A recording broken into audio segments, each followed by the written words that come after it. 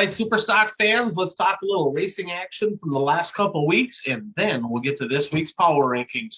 First, let's go back a week or so ago to the KRA Speedway in Wilmer. Shane Sabrasky parked the 7A in victory lane, a much-needed point win for him. A tight battle with the 30 of Kevin Burdick. A great night there for Dexton Cook. Yeah, he looked a little racy at the end of the race. Too little, too late. Sabrasky, your winner in Wilmer. The Jimtown Showdown a couple weeks ago on Friday night. Terrence Spacek staying hot in the 22. Really putting together a nice invitational season. Let's see how we can go the rest of the way. Gallatin Speedway up in Belgrade. The Big Sky Super Nationals. Casey Stephenson from 5th. He put the 67 in victory lane up in the northern part of Montana. The Gondik Law Speedway up in Superior, Wisconsin had the Northern Nationals. Well, Superstock guys, we probably don't want to talk about the showdown you had with the Midwest Mods because it didn't go very well. Night number 1 of the feature, though, the Iron Man Shane Sabrasky, he got it done. Night number 2, Kevin Burdick back in victory lane. So your 2 national title contenders splitting wins over in Superior, Wisconsin. Then in Madison, Minnesota, talked Kevin Burdick into heading down there, said you can't just let Shane Sabrasky win them all. He made the trip down, and he kept the 7A out of victory lane. Burdick, your winner over in Madison a couple weeks ago on Sunday. Now, let's get to it. Let's talk Minnesota 100 and Legendary 100 week. Not a lot of Superstock action other than that over the last couple weeks. But the Legendary 100, of course, they had 2 prelim nights, a pair of features each night, and then they had their main event. Night number 1, Terrence Spacek, Jesse Radetsky, both of them checked out and gone.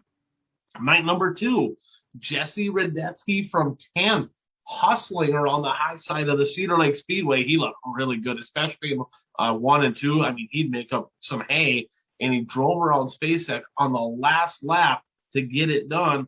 And then Dylan Kromschroeder, he won the second preliminary on night 2.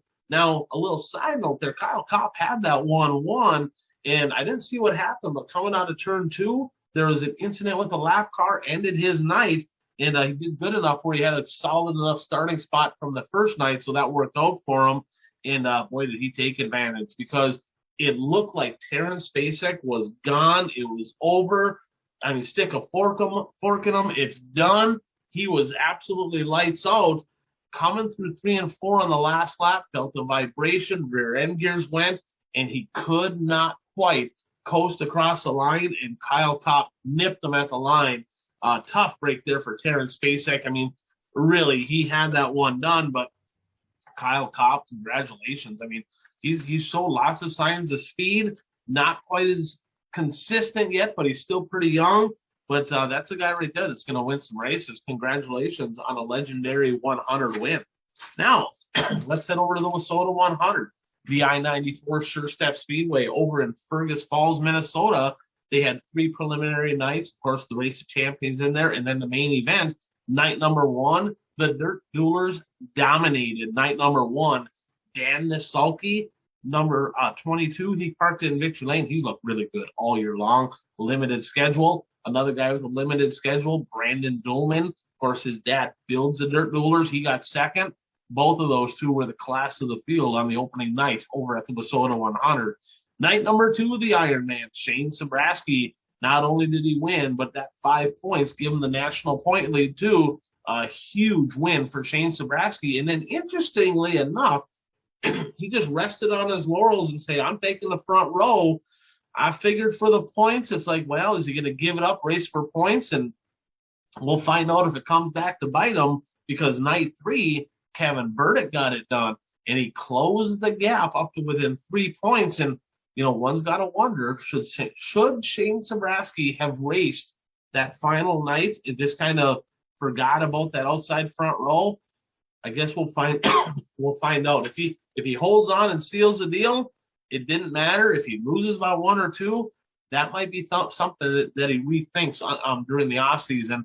But in the finale, he made it pay off. He parked it in victory lane, absolutely dominant, despite Tristan LaBarge mistaking a Superstock feature for roller derby. Not sure what the hell he was thinking. Running Sabrasky down through the infield there. Sounds like it was a little vendetta deal, which, I mean, I don't know, not cool. I'll just say not cool. Great piece of driving by Sabrasky to hold on in that one, and that just shows the talent that he has. So Shane Sabrasky, your WISSOTA 100 winner, and Dexton Cook, an impressive run. He got second, and also Dexton Cook won the AFCO Race of Champions as well. And you know, he's a guy that has a pile of races in, and he can put spurts together where he's on the podium. And I look forward to him being fast to close out the season in that 78. So 7 shows remaining right now, and there is a 3-point difference between Shane Sabrasky and Kevin Burdick. How does it break down? Sabrasky still has 107 to chuck. Burdick is chucking 110s. Burdick has to win, right? This weekend, Bemidji, they have the Stampede up there. They have a pair of shows Saturday, Sunday. Granite City Motor Park, of course, they run on Sunday. And then the Punky Man or Challenge of Champions, they have heats Friday, feature Saturday, kind of a one show over 2 days deal. So not a lot of racing for the supers. That point battle coming down to the wire. I expect the 30 and the 7A probably to both of them be up in Bemidji. So I'm guessing maybe Dexton Cook will be up there. I think you're going to see some pretty good super stocks up in Bemidji. That'll be worth watching. Now, let's get to it. The September 23rd edition of the BuyRaceShirts.com One to Go Show Super Stock Power Rankings. At number 10, Brandon Doleman. Impressive yet again at the 100. He got 4th in the main event, 2nd in the qualifier. This kid doesn't barely race at all. Ryan Wyoming is another guy. Ran pretty well over at Cedar Lake and just doesn't run a lot. They're basically one night a week most of the time. But if these guys raced a lot, I'm telling you, they'd be a terror. That number 0 is really fast. At number 9, Jake Knapper. Extremely solid here. 7 wins, and I've watched him. He's super smooth. He's kind of he's meticulous, right? He's not that hard charger. He's smooth. The drier it gets, I think he's going to be pretty quick. That's a guy right there that could make some noise over at the Madtown Showdown here in a couple weeks. Number 8, Jesse Radetzky. Boy, he's put together a hell of a season. Radetzky got a pile of wins this year. He's got to be the best super stock in WISSOTA or in the area, not even just WISSOTA, at running a cushion. He gets on the top side so good. But when it's super slippery, he lacks a little bit. And that showed up at the Northern Nationals. I mean, it don't get any drier than that. He's just not used to seeing it. He's like, man, that was not his cup of tea. And kind of the same ordeal in the main event at Cedar Lake. He was just a little bit off there. But when there's just a little bit of brown on the track, look out. He's crazy fast. Can he beat the 22 at the Punky? Boy, he's got to be one of the favorites. It's either, in my eyes, it's going to be him or Nasalki. Maybe Terran SpaceX going to be there. I don't know.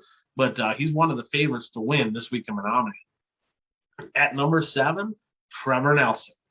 Pretty solid at the 100. He got 7th. You know, I mean, a lot of cars there.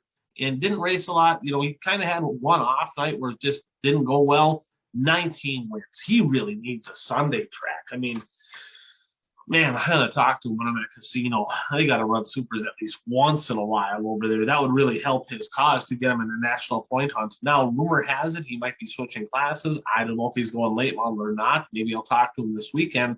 But I'm kind of hoping to see him in Madison in a couple weeks. I'm not sure if he's racing this week, but Nelson's a guy that just really put together a solid season and really mostly doing it 2 nights a week. At number 6 and kind of warming up right now, Dexton Cook. Hungry, faster as of late, Race of Champions winner, an impressive 2nd over in the big show at the 100. Looked good that night I was down in Wilmer. I expect him to finish strong. I expect to see him probably up in Bemidji. He'll be in Madison. He'll be at all of those. He'll be at the Fall Classic. Dexton Cook, talented driver, in the top 5 a bunch. Not a lot of wins, you know, for the amount of shows he has, but he's like always there. So Cook's put together a good season. I'm going to put him at 6. At number 5, Dan Nasalki. 10 wins, including night 1. Impressive win over at the WISSOTA 100. The smoother, the drier, the better. Rotates a corner, really just a momentum guy. And I'm telling you, if that track slicks off over in Menominee, okay, if there's a cushion deal and they're hustling the high side, Jesse Radetzky. If it's slick top to bottom, Dan DeSalke's your guy. It'll be interesting to see this weekend in Menominee. Number 4, another guy that could spoil the party, Terrence Spacek. Great postseason. Won the Wissota Classic, top 5 up at the Labor Day Shootout. He won the Jimtown Showdown. Really should have won the Legendary. Nothing against Kyle Kopp. He got it done, but it's just one of those deals where he had it won up until about 50 feet to go. Spacek really putting together a nice season. I'm going to put him at number 4. At number 3, Superman, Dave Flynn. Always in the conversation. He's always there. Fast Lane Superstock Series champion, 2nd and 3rd at the Northern Nationals, 4th, little bit off, but he got 4th up at the Legendary. I think he was probably a little disappointed with that. Not sure if he's going to the Punky this weekend or taking a week off. He will be extremely tough to beat up at the Red Clay Classic. Dave Flynn, a hell of a season. We're putting him at number 3. And at number 2, your reigning national champ, Kevin Burdick. He could be in trouble. 32 wins. Man, he has put together an outstanding season. He's got, we'll get into the postseason recap of his whole season because he's got a lot of big shows that he won, including 2 of them that were over 5,000. Prelim win at the 100. Literally, he's right there. He's 3 points away. He has to win this weekend. Has to. He has to get back in. He has to keep 7A out of victory lane. He has to win. 2 wins gives him the point lead, and he's going to have to do everything that it takes to get it done. It is extremely tight up front with him in 7A, but I'm going to put 7A at number 1. So at number 1, Shane Sabrasky. This guy's almost superhuman when it comes to Superstock racing. 48 of 53 on the podium. That is unbelievable. That is almost sick, right? Labor Day Shootout win, a Northern Nationals win. He won the 100, the Wissota 100. I mean, he is, if I look back, there's only a couple nights where he's off the podium. Unbelievable. 1st, 2nd, or 3rd, almost every single night. Extremely smooth. The slicker it gets, the better he gets.